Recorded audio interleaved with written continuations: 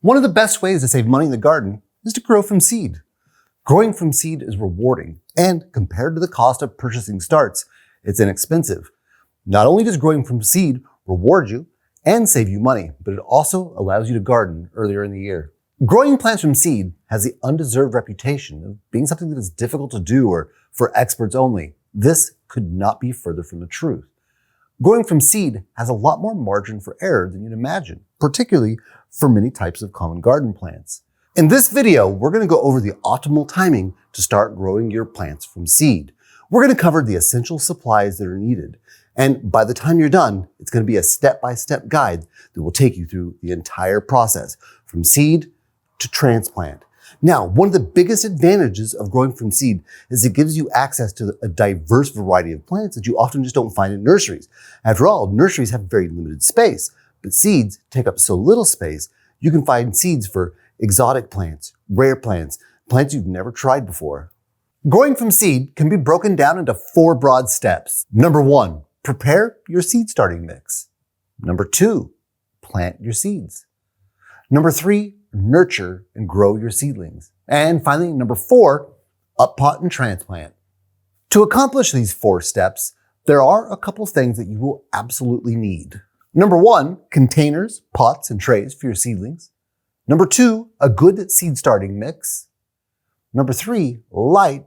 And number 4, of course, you're going to need seeds.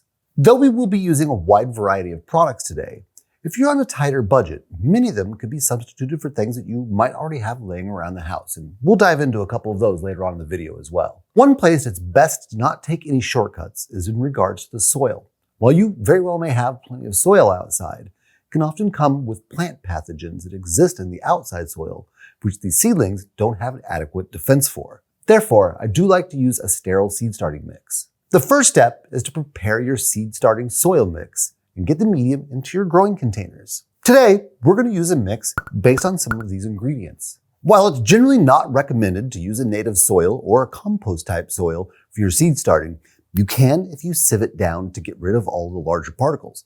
If you have a twig or rock or something similar in your soil, your seedling might die before it can even finish sprouting. It can try to sprout, bump into a stick, and never be able to break through the soil. For example, see this compost here? It's got twigs and big bits in it. These will kill your seeds before they can even really get going.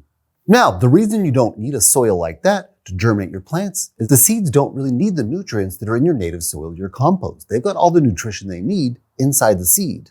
Now, while we're not going to be using compost for the germination process, we will soon after. After they've sprouted, got about their second set of leaves, we're going to have to pot them or pot up. When we do that, the plant is going to actually need nutrients, so we'll call that our potting mix. And for our germination, we're going to call it our seed start mix. You just want a soil that's fine, allows water to drain, and is gentle enough that a seedling can establish its roots. Okay, let's make some seed starting mix. I'm going to use perlite, vermiculite, and coco coir. There's a few reasons that we like to use coco coir. One, it's more environmentally friendly than peat moss, although peat moss is not a bad medium at all. But 2, it can be compressed into this brick. And when it's uncompressed and broken apart, it turns into a lot of medium. This isn't even a full brick anymore. We've probably used close to half of our brick. Because coco coir comes in a brick, we had to prep it using our hand sprayer. We use the hand sprayer to wet the brick periodically until it soaked up enough water for us to easily break it apart into a fine medium that's fine enough for our seeds. We applied water until it couldn't absorb any more, and then broke it apart using our spade.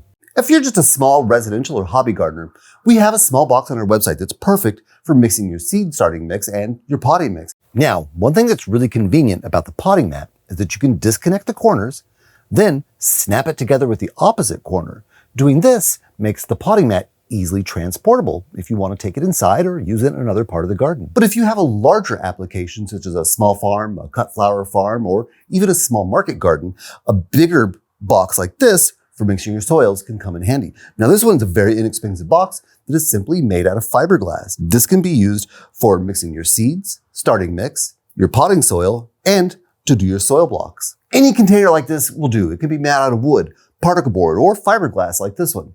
Now for this mix, I'm doing just about equal parts of each one. That will make you a nice, light, airy mix that can retain moisture and still be oxygenated. We're going to start with the coco coir to create the base of our mixture. Now, you can use peat moss here instead if you prefer.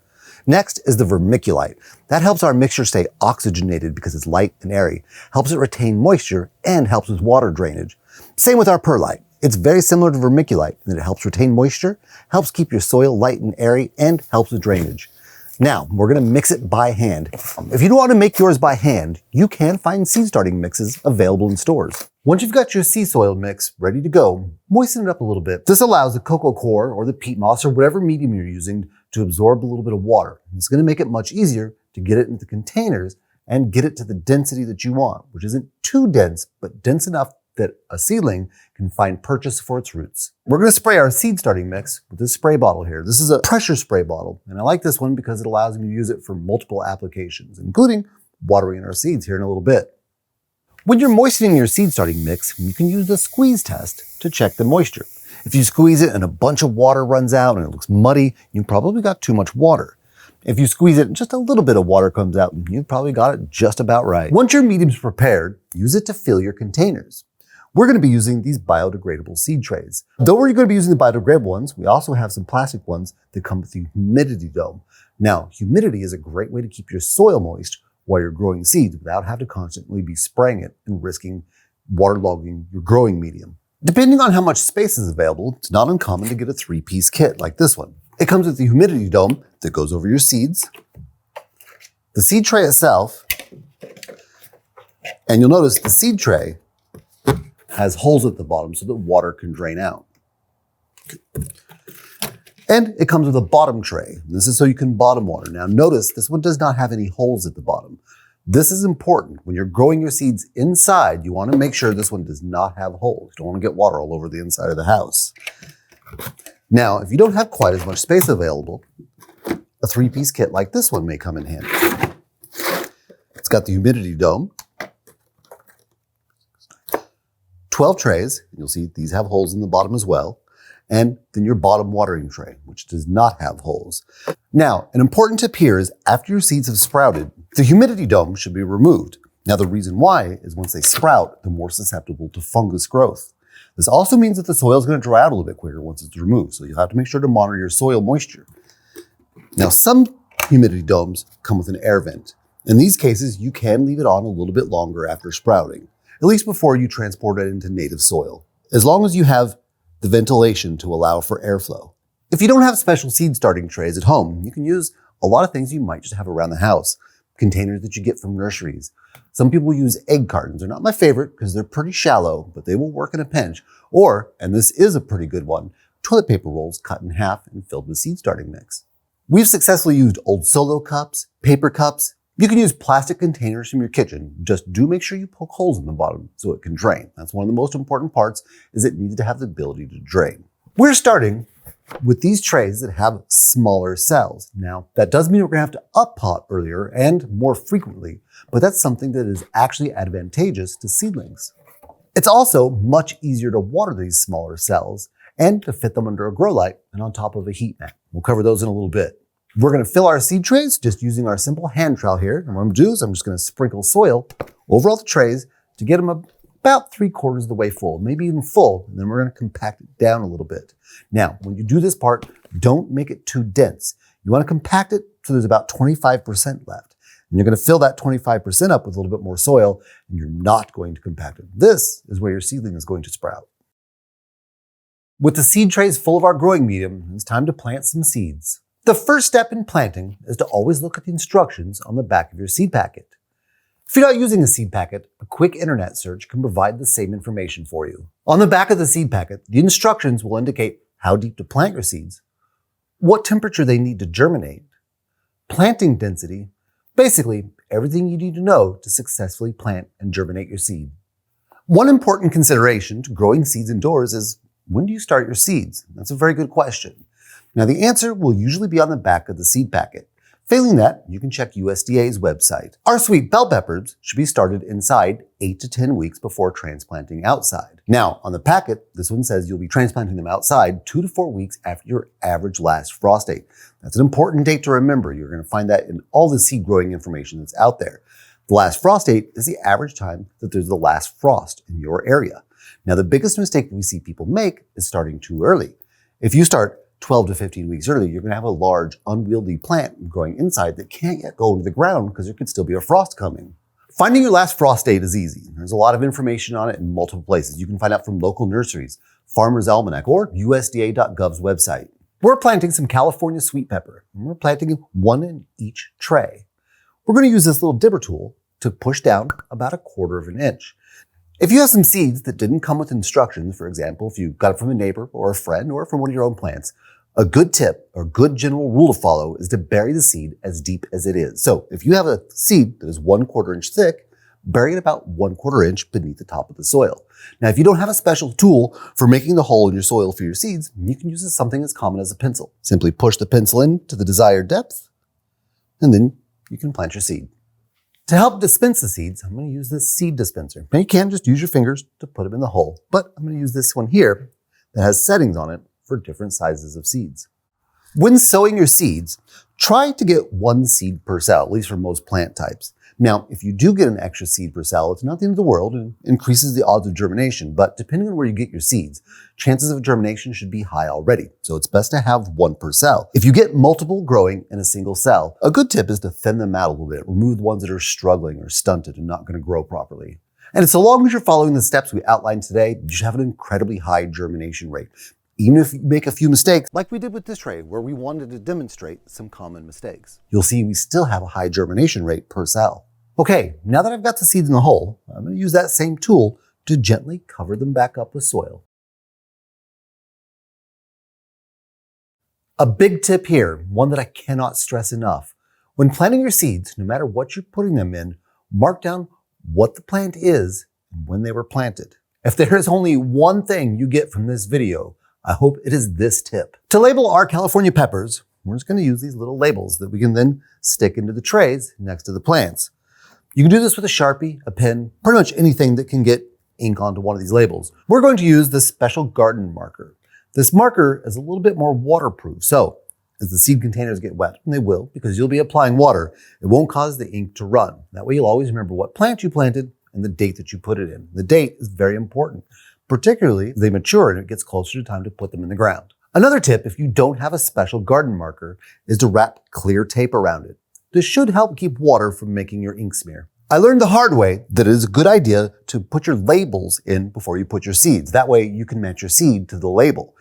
Or you can do like me, where you end up with a broccoli plant that looks an awful lot like beans. Once the planting is done, it is time to water the seeds in. This is an important step, as almost all seeds require moisture in order to germinate. To water our seeds in, I'm going to use the same orange spray bottle that we used previously to gently apply a mist to the top of the soil. I want the top of the soil and down to the seed maybe a little bit further to be moist so that my seeds can germinate. Some people like to water in the bottom of the tray so that moisture can wick up to the soil and to the seed. Now, one of the biggest mistakes I see people make during this part is overwatering. Yes, seedlings need moisture for imbibition to occur, but they just don't need a lot of water. This is one of those cases where the old adage, less is more, definitely applies. In addition to spraying the top to moisten your soil, you can also water from the bottom. The trick here is remove one of your trays.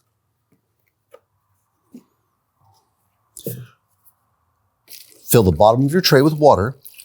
You want to pour in about 1 inch of water. Place the tray back in and then wait about 30 minutes. And this is about how long it takes, in most cases, for the water to wick up to the soil. Now, any water that's left after that 30 minutes actually poses a risk because it can promote the growth of fungus, bacteria, and the like. So what you want to do is after 30 minutes, simply pick up your tray, tip it over, and dump out the remaining water. One tip with top watering to keep in mind is that after seedlings have sprouted, you may want to consider switching to bottom watering. The reason is the seedlings are very fragile. One heavy water droplet could damage one beyond repair. In addition to that, top watering can promote the growth of fungus and rot. So a lot of people like to switch to bottom watering shortly after the seedlings have sprouted. To demonstrate this, we top watered some of our seedlings, and you'll see a couple of them did in fact become damaged and maybe beyond repair. They might not recover. We also wanted to use these to demonstrate the importance of proper lighting. Now these had a light that was a little bit too far away. The light should be 2 to 3 inches above the plant. That's ideal, especially during germination, when that will also, if using the light during germination, that will also help keep the soil warm. Now we had our lights too far away, so you can see these are getting long, spindly, or what's known as leggy. Now, plants should get about 14 to 16 hours of light per day. These we're only getting about 8 to 12 hours per day. If you have any problems timing it, you can use something like a common light timer to time your lights so that they go off and on in time. Now, one thing to notice, even though we use this tray to try to show everything that could go wrong, our plants are still growing. That was the margin for error I'm talking about. If this is your first time, don't be scared to try. In addition to moisture, seeds need heat in order to germinate. Now, if you have a spot in your house that's warm enough to keep the soil from 70 to about 90 degrees Fahrenheit, you can use that spot. This time, they don't even really need light for most seeds. However, we're in a place where it's not going to be 70 to 90 degrees Fahrenheit inside for too long. So we're going to use what's called a heat mat. A heat mat is essentially an electric blanket for plants. You place your seed tray on the heat mat, plug it in, and heat will travel through the soil into the seed and help it sprout. Be sure to keep your soil moist over the coming days. With warm, moist soil, it won't be long until your seeds germinate and you see seedlings begin to appear in the soil. Now, the heat mat can cause the soil to dry out pretty quick, so be constantly checking it. It should be moist, but never wet. Now, a heat mat is great and in many cases required for germination because that 70 to 90 degrees Fahrenheit required soil temperature. But after they have germinated, the heating mat should be removed. This is because a heating mat or too hot of soil after a plant has sprouted can actually cause symptoms similar to not getting enough light. They can become long and leggy. Now, having your soil temperature at 70 to 90 degrees Fahrenheit is specific to the peppers we're growing. Not all seeds are going to have the same temperature window, so make sure you check your seed packet or USDA.gov's website because there's some plants that won't even need a heat mat at all or could even become damaged by one. For example, a lot of lettuces can germinate in soil that's barely just above freezing. Your seed packets and other sources of information will generally provide an average days of germination. But keep in mind, this is an average. You might see some sprout sooner. You're likely to see some sprout later. So if you don't see them sprout within that average time, don't panic. If you see one come up too soon, don't worry. You didn't do anything wrong. Soon after your seed sprout, they're going to need lights. Some growers will use lights during the germination stage, and this can be beneficial by helping keep the top of the soil warm, but it also helps dry it out quicker. But it's not always necessary unless that seed specifically requires light to germinate. There are some, but not a lot. Once they're sprouted, however, they're no longer a seed and are going to need light for photosynthesis. If they don't get enough light, they'll be long and spindly, what people like to call leggy, as they strain to get more light. So it's best to provide it for them. For this, we're going to be using some grow lights, since we don't have a location with enough natural light quite yet. If you have a window or a warm location that gets sufficient natural light, such as a south-facing window, which that is not, you may not need the lights. Do monitor the health of your plants, though. If you see them straining and getting long and leggy as they reach for the light, you probably need more lights, or you need the light closer to them. Some lights, for that reason, are adjustable. They can be moved up and down as the seedlings grow. So when they're very young, you have it nice and close, so they're getting tons of light. And as they begin sprouting, you raise the light. Never too far, so they don't get too leggy. A leggy plant has a weak stem and can easily fall over and die, or not be able to support itself once it's outside. To keep the lights about 2 inches above the plants, you can use an adjustable light, or you can use a light with a chain or anything like that. Now, one thing to keep in mind is do watch the plants because they're going to grow quicker than you might think, and you don't want them to touch your lights. It could burn them, and that is likely to cause irreparable harm to them. In regards to lights, there are a lot of options out there. But honestly, it's easy to really overthink this part. You need something that's going to be full spectrum and provide enough light to cover your tray. The trick is just to make sure your seedlings are getting enough light. About the time the second set of leaves appears on the plant, that's the time when the nutrient content that was in the seed is depleted and is now going to require nutrition from outside the seed. Now, you'll recall the seed starting mix is fairly sterile. That means we're going to need to get nutrients from somewhere else. Now, I've got some plants that have their second set of leaves that I'm going to bring in and show you what I do to get them nutrition before I uppot. When we transplant them, of course, we're going to put them into native soil or compost or something like that. But there are some things you can do to get them nutrient content while they're still very young. Now, I've got these right here, and they have their second set of leaves, some a little bit further on, but it's not too late for them. What I'm going to do is use some worm castings, and I'm just going to sprinkle a little bit on top of the soil. In doing so, if you then water from the top by spraying, misting, or drip irrigation, it's going to water those nutrients into the soil and into the roots of your seedling. Just apply a little scoop, sprinkle it on top, Now what we're using here is earthworm casting. Earthworm castings are a good choice because they're very gentle to the roots of your plant. They're not very likely to burn the roots of a seedling. Now that we've got some nutrition to our plants, there's something else I wanted to talk about that can be helpful, and that's a fan. A fan actually offers multiple benefits. The air circulation can help reduce the chances of dampening off, which is a fungal infection that can afflict seedlings and kill them. Now, one thing to keep in mind when using fan is it does dry out the top of your soil faster. So be ready to check a little bit more often and apply moisture as needed. You could also think of the airflow as exercise for your plants. The gentle breeze will help strengthen them and get them prepared for the conditions that they'll face outdoors. I like to start airflow pretty much as soon as they have germinated and are strong enough to withstand a breeze, as this is when they don't necessarily want the top of the soil to be as moist as it once was, now drinking from their roots. I also like to get them exercising pretty much as soon as I can, so they have time to build their strength to handle the outdoor winds. Once a bit more established, I even like to turn the fan up to medium or high. This really gets them ready for the turbulent conditions that they'll be facing out in the garden. After you've planted your seeds, regularly check the moisture content of the soil you're growing them in, both when it's a seed and well after it's sprouted. You can check the moisture content visually by the shade of the topsoil and also by pressing down on the soil with your finger. If it's soft and spongy, it's got good moisture content. If it's stiff, dry, and crumbly, it's probably too dry. And if you overwatered your seedlings and got the soil too wet, it will almost resemble mud or brownie batter and stick to your fingers. So, your seedlings are growing and doing well. Some of them may be almost as big as the container that you started them in. It's at about this time you're ready to think about doing what is known as up-potting or potting up. As the name implies, this is when you move the plant from one container to a larger one. This allows it to continue to grow until it's ready to be transplanted outside and into the ground.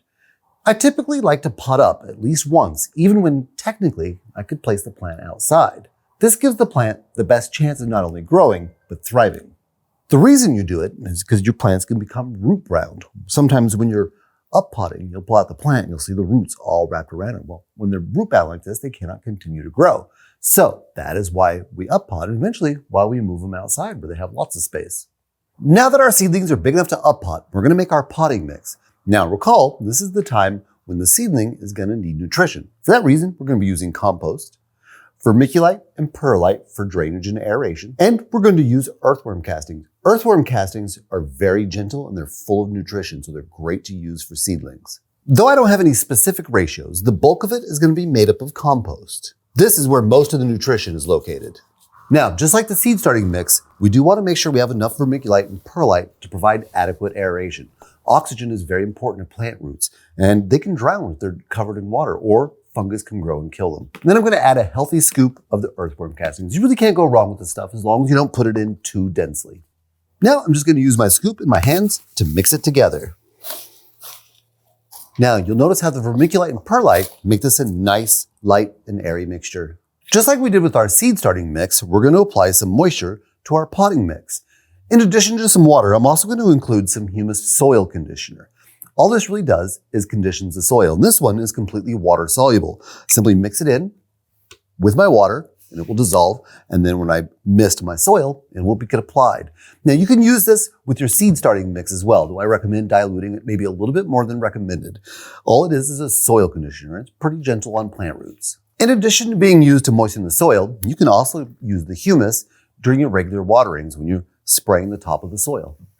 This allows it to be used as a soil conditioner throughout the entire process. It doesn't have to be sprayed. Being water soluble, you could mix it into your water for your bottom watering. Some people even like to run it through their drip system once they've done the transplant and the plants are in the ground. Okay, now we're ready to up pot some seedlings. To up pot, all you need is a larger container and a way to remove the plant from its current container and into the new one. Sometimes this is as easy as pushing on the bottom of the container to get the plant plug out and moving it to its new container. So we're going to up pot some of our beans into these containers here. First, we're going to fill them with soil. We'll create a little hole, one that's big enough for the plant plug, and we'll place the plant into its new container. Put soil in your new container until it's about 2/3 to 3/4 of the way up. Then, just like last time, we're going to compact it by about 25%. This should leave you enough space for the plug on your seedling to go into the pot. And then we're going to top it off with soil and gently push it in. One tip when you're compacting your soil is to simply bang it on the ground a little bit. That'll give it a little bit of compaction. The compaction helps when you're ready to take it out of the container. It makes it much easier to remove as a whole plug instead of a lot of loose and dangling soils. Now, I'm going to use this tool, known as a widger, to assist us in getting the seedling out of its current container. Simply slide it along the side of the container and then gently pry it up to pull the plug out. This is also the time you can agitate the roots a little bit, particularly if they've balled up. You're going to want to loosen them up a little bit so that they know it's okay to continue growing. Now, I'm going to top off the pot by adding some soil over the plug here. Once you've got the plug transplanted, simply tamp it down a little bit, not too tightly, and you've now potted up to the next size pot. Now that we've potted up our plant into our actual potting mix, that is soil that has nutrition, we're going to want to water it in. This is going to help its roots find its way in its new home. Since these are biodegradable cells, another way to up pot is to cut out each individual cell. You can use snips, scissors, or even your fingers to gently tear it. Then you can take that whole cell and put it in the next size up pot. With gentler plants, you can also cut up the cell a bit. For example, slicing it down the middle and the sides. This allows it to break open so that the root system inside can escape the confines and continue to grow. Now, this is about the time I like to start thinking about hardening my plants. What does that mean? Basically, it means taking it outside for a little bit each day and taking them back in for the evening. Now, what this does is it prepares your plants for the tougher conditions that they're going to face outside during transplant. I like to do this usually for 2 to 3 weeks before I make the transplant into the ground. Make sure the seedlings don't get too harsh of sunlight. If it's sunny and hot, give them a little bit of shade. Now is the perfect time to get drip irrigation installed if you haven't already. First, I'll get the measurements and a quick sketch of the layout of my bed so that I can get the correct amount of parts ordered. If you'd like to learn how to design your own drip irrigation system from start to finish, check out the video there in the top right. It is a full step-by-step guide to show you how to easily design your own drip irrigation system. All right, now that your seedlings are all grown up, it's time to transplant them outdoors. Transplanting isn't too different than potting up or planting the seed to begin with. Use a garden spade or something similar to dig a hole where you'd like to have it planted. Then remove it from its container and massage the roots, just like you did when potting up. Fill the hole back in with soil, and now it's ready to be watered into its forever home. Now that we installed our drip irrigation system, it can be automatically watered for the entire growing season. If you did start your seeds too early and you find them growing too tall and ready to go in the ground, don't worry, there are a couple ways you can save your starts. One would be to go with a bigger light and a bigger pot and leave it indoors until it can safely go outside. But if it needs to go in the ground, you can use things like greenhouses or just a greenhouse cover, insulating cloth and the like. And this will protect it from the elements until you're well beyond freezing conditions. If you're using reusable cells or trays, be sure to rinse them out in warm soapy water when you're done with them. Afterwards, spray them with hydrogen peroxide, then let them dry out. Now, this is important because it helps prevent the spread of mold, diseases, and other pathogens between successive seasons. Now that you know how to grow from seed, I hope you're encouraged to try it yourself. Even if you don't have all the things that assist, use what you got at home. Toilet paper rolls cut in half, scissors instead of snips. All the products we use today are linked in the description below. If you have any questions or comments, please don't hesitate to write in. We read and reply to every message we receive, and we'd be more than happy to help. If you'd like to learn how to easily design and install your own drip irrigation system, check out our Getting Started with Drip Irrigation series right here. If you're ready to dive in and get started, you can shop our seed starting supplies right here.